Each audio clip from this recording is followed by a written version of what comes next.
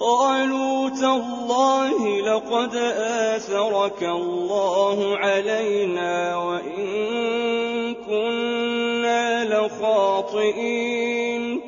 قال لا تثريب عليكم اليوم يغفر الله لكم وهو أرحم الراحمين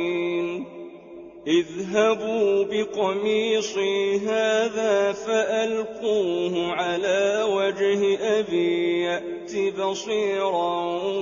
وأتوني بأهلكم أجمعين ولما فصلت العير قال أبوهم إني لأجد ريح يوسف لولا أن تفندون قالوا تالله إنك لفي ضلالك القديم فلما أن جاء البشير ألقاه على وجهه فارتد بصيرا قال ألم أقل لكم إني أعلم من الله ما لا تعلمون قالوا يا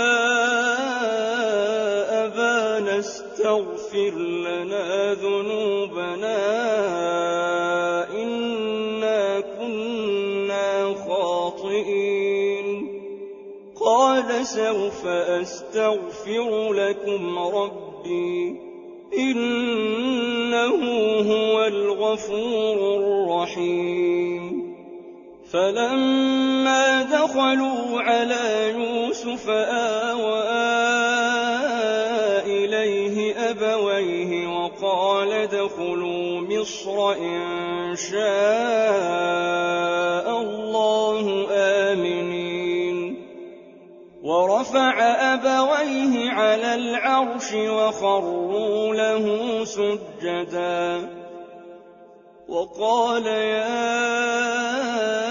أبت هذا تأويل رؤياي من قبل قد جعلها ربي حقا وقد أحسن بي إذ أخرجني من السجن وجاء بكم من البدو من بعد أن نزغ الشيطان بيني وبين إخوتي